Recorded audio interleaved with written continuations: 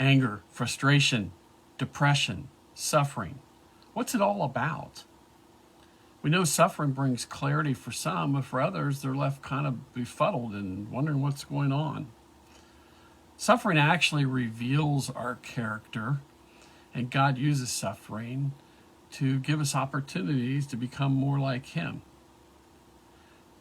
James chapter 1 says, "Count it all joy, my brothers, when you meet various trials, for you know that the testing of your faith produces steadfastness. And let steadfastness have its full effect, that you may be perfect and complete, lacking in nothing." Steadfastness. That's a word used in the Revised Standard Version. In the Library of Congress, it says steadfast means firm in feeling, purpose, principle, and power. Firm in feeling, purpose, principle, and power. Well, obviously that's the kind of life that we would like. Obviously that's a life that God wants to give us, because He says He wants us to be perfect and complete, lacking in nothing.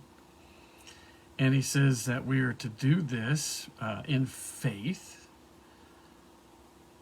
But the part that we don't always like is the suffering part. And He's saying, count it joyful, because it means that these tests, these trials, are going to produce something greater into us. But He says we have to allow it to have its full effect.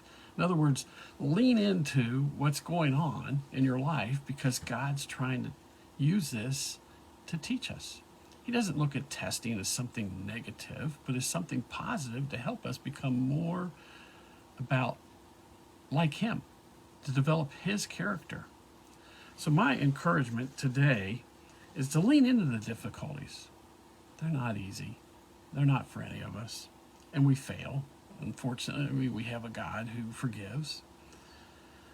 But God wants to do something so much greater, so much bigger in our lives, so that we might be perfect and complete, lacking in nothing.